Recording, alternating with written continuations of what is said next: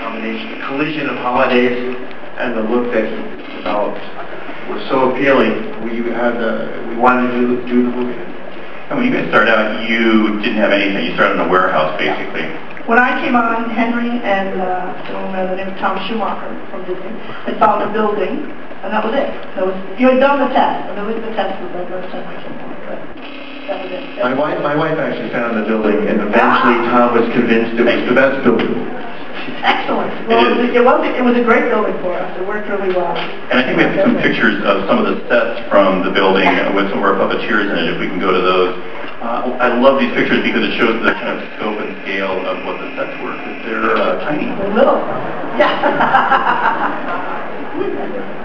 So these kind of show you. I mean, there's the town hall, and you can see the face in the doorway. And how do these guys light and access these things? Like, how do you get into these sets? A lot of times you had to cut a hole in the middle of the set, like a hatch, where they would cut off to the bottom. If they had to get to, it was a fairly sizable set, and they couldn't reach the characters in.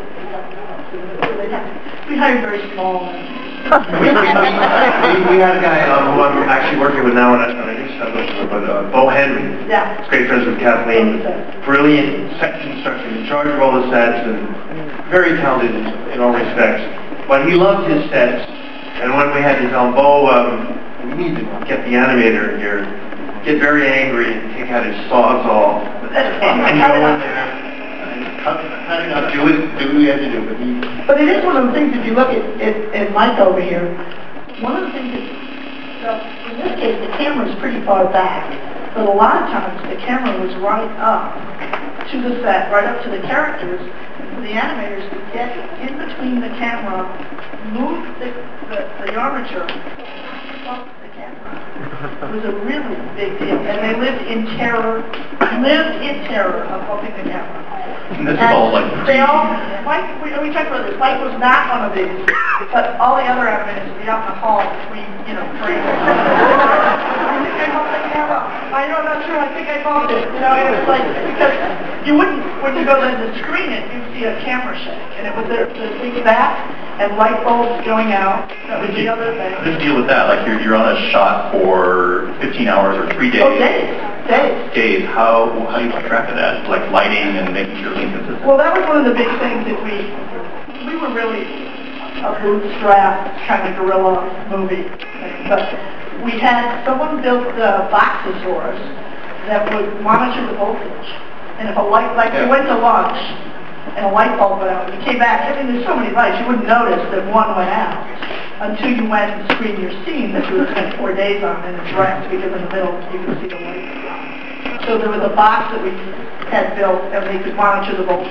And so they wouldn't know which light bulb went out, but they could tell if one went out when they came back from lunch. And that's how they would track it. It was extremely stressful in a lot of ways. We were trying to make it as good as we could, but we all know now that it's a lot of these imperfections, the fact you can really tell if it's in my hand, that I think is one of the reasons people come back to it again and again. It gives it its soul. So there's still plenty of camera bumps. There was one excellent animator in particular who rode the most powerful motorcycle, probably not the most, but I'm not going to... It was a big guy. We won't name names. Better leave that out of it. And one thing, and I'm not sure if you remember, a lot of the background sets, the backgrounds are foam core, just cut out foam core. And it was a hot June day, we were in a warehouse, and we opened up the garage doors, the area. Well, what we didn't realize is the humid air when the foam core kind of moved, but you wouldn't see it when they get out. Because then when we screened the shot, all the trees in the back reanimation.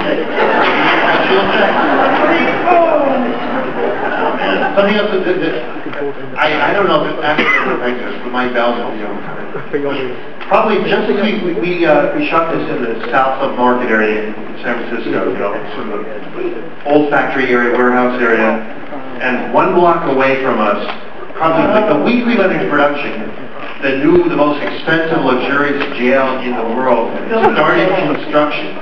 And because San Francisco's earthquakes, they had pile drivers. They had to drive like 100-foot long steel and concrete columns into the ground. A block from your studio. And so, on a regular basis, every 30 seconds, my God. Everything would shake. Oh, yeah. And I think it went on for the whole production.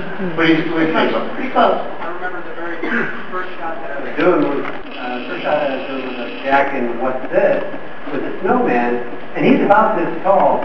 And I remember the pile driver you're talking about, the character was doing this. You know, in between, I'm like, Henry, we got a problem. Don't worry about it, fellas. It's free motion blur. Just keep going.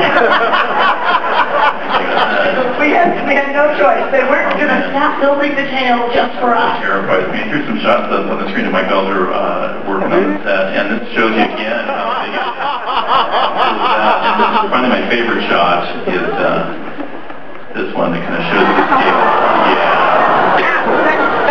That's Third grade. One of the great animators. It's going to college now.